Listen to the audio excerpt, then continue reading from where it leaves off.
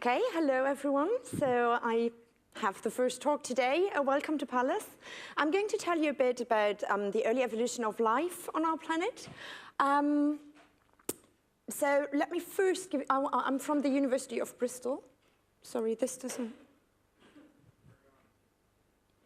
Okay, sorry.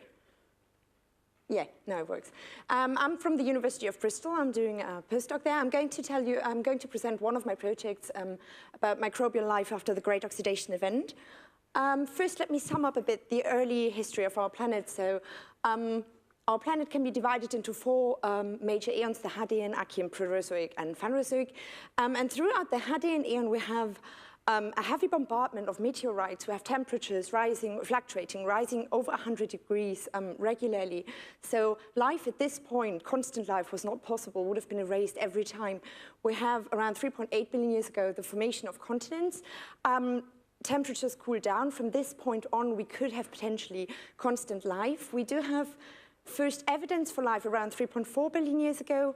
The first evidence for oxygenic photosynthesis around 2.4 billion years ago, and first eukaryotes we see around 1.8 billion years ago, and finally more complex patterns at the end of the Precambrian multicellular eukaryotes. So if we look at oxygen levels throughout Earth history, we could roughly divide this into three major phases. A first anoxic phase, sorry, that was quick. A first anoxic phase here, and then we have a shift to oxygen levels around 1% of atmospheric gases. For the first time here, it seems like there is biologic activity involved in producing this oxygen. And then finally, at the end of the Precambrian, we have another rise in oxygen levels in the atmosphere. Today, we have around 21% of atmospheric gases are oxygen. Of course, this is just a schematic illustration. There's a lot of fluctuation in all those phases. If we go back around 2.4 billion years, this first shift we see is called Great Oxidation Event. That is the step where for the first time we have oxygen produced by biological processes. And this event would basically, if we look at life on our planet, we would say before this time in the anoxic phase, we have mostly archaea or anaerobe bacteria. After the Great Oxidation Event, we have oxygenic photosynthesizers, oxygen-tolerant bacteria, or then finally eukaryotes. And at the end of the Precambrian, we have multicellular, more complex eukaryotes. And responsible for these transitions are cyanobacteria. Cyanobacteria are not only very ancient bacteria, but they have a huge diversity for prokaryotes. So we do see different patterns of complexity. We have unicellular forms, we have simple filaments like here, and then we also have more complex forms. Here we have already cell differentiation. So different cells do different tasks. There's a terminal cell differentiation, a division of labor between cells.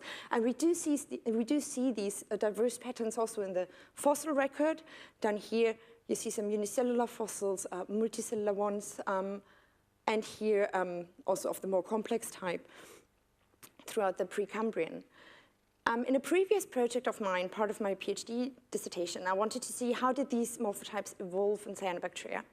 So I did sample a subset of bacteria from 1,220 taxa in cyanobacteria to get a good representation of the diversity we see in cyanobacteria. So this is the phylogeny, the final result. Please note the color code here. So we have unicellular cyanobacteria in orange and yellow, and then multicellular forms in green, blue, and purple, and blue and purple being the differentiated forms where we have more complex, where we already have simple complexity in cyanobacteria.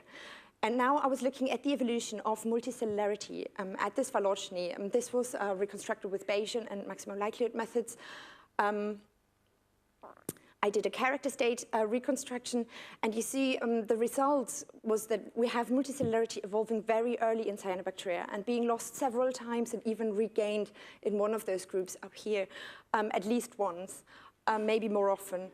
And if we now take a divergence time estimation, I did some divergence time estimation, and it seems like, so I came up with a hypothesis that cyanobacteria originated before the Great Oxidation Event, although it was not possible to pinpoint an exact date, but the robust assumption is that they evolved rather before or towards the onset of the Great Oxidation Event.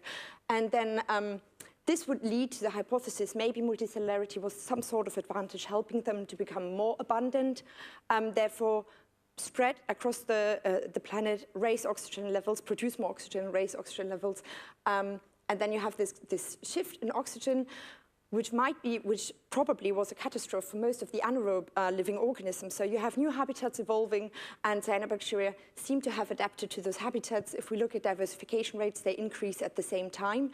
And shortly after the Great Oxidation Event, we have all the most common ancestors of the diversity we see today in cyanobacteria. So this has been, so far, this were analysis done with 16S RNA, so ribosomal RNA.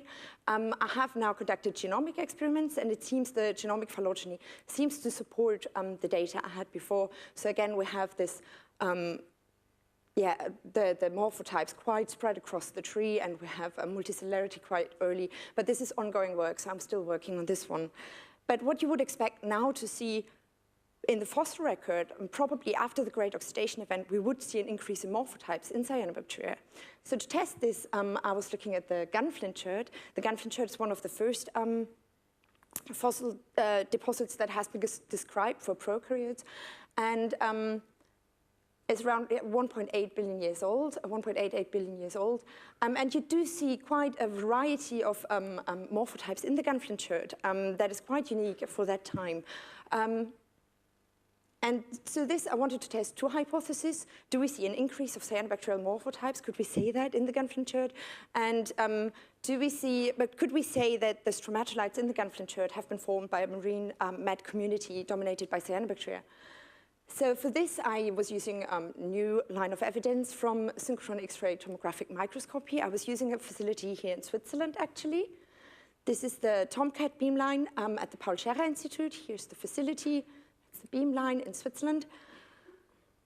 This is a general synchrotron, so you have an electron gun, a linear accelerator, a booster ring, the first one, and then a storage ring, and here the different beamlines where synchrotron radiation is used to scan the fossils. The advantage being that we get detailed 3D reconstruction images of those fossils. It's non-destructive, and we can look at the distribution of the fossils within the rock. And those are some slides, some slices from those synchrotron data. Here you see some fossils, filaments, some spheres. If we look in more detail, here you see spheres of microfossils, and here a filament. If we reconstruct those, so if we zoom in, here you see a filament where you even see single cells. Down here we have a sheath-like structure. Now you could, for example, fill those cells and then reconstruct the fossil, and the same here. This way, so far, we have been able to identify distinct morphotypes.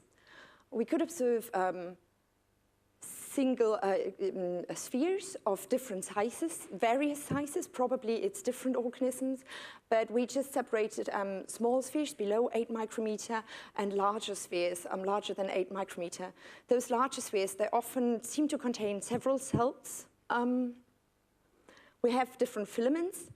Those are smaller filaments. We separated them again, smaller diameter below 7 micrometer and a larger diameter, larger than 7 micrometer. And here you can even see single cells within the filament. We do have some star-shaped patterns here, around 25 micrometers, some diplococci, and here those are some cell clusters, or maybe this could be some sort of budding.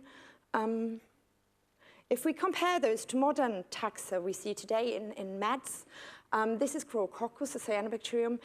Size-wise, it's very similar to these larger spheres. It does contain several cells. It's surrounded by a sheath.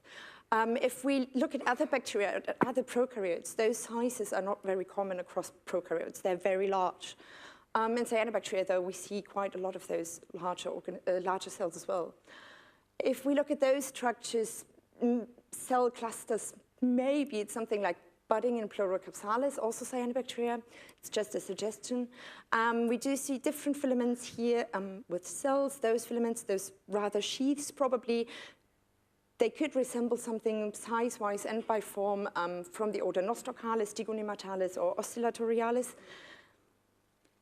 What we did, but the next thing, an advantage of the synchrotron is that it's non-destructive. We get the rock samples, we can look at the fossils within the rock, and that's what a student of mine did, Ella Nadian. She counted so far 197 samples of those rocks. Here you see fossils throughout the rock spheres and some filaments. This here is a crack in the rock, so no fossils there. And these are the morphotypes we have reconstructed so far. So we do have, again, the morphotypes I explained already. You see the big spheres, filaments, star-shaped diplococci, and the cell clusters. And those are abundance data across those different samples we counted. So it seems that the most common morphotype in those samples are spheres, small spheres and big spheres. We do have quite a lot of filaments. We don't have a lot of those star-shaped patterns so far. And if we compare those now to modern mats from stromatolites, I looked at, if we take a study by Foster, they looked at freshwater stromatolitic mats. They mostly found cyanobacteria there, filamentous cyanobacteria. If we look at our sample, filaments are not very common in our samples. If we compare those to hypersaline and marine stromatolites from the same study, there they found the most abundant to be alpha proteobacteria, so they are spherical or rod-shaped. If we look at our analysis, we do see a lot of those spheres, and they also found some filaments and cyanobacteria here. So it shows a similarity to those stromatolitic mats. Now, of course, the problem is with those analyses, those are molecular data, and there might be preservational issues in the stromatolites. So it would be the next step would be to look at the stromatolites themselves from different regions. But first, if we go back to the hypothesis so far, did we see an increase of cyanobacterial morphotypes in the Gunflint Chert? We don't know about cyanobacterial morphotypes yet, but we do see several distinct morphotypes in the Gunflint Chert. That's what we can say so far. And can we say that it was a marine environment those stromatolites have been formed in? It seems like it if we compare it to data from modern bacterial mats. Of course, there might be preservational issues. Maybe there's less filaments preserved in those rocks.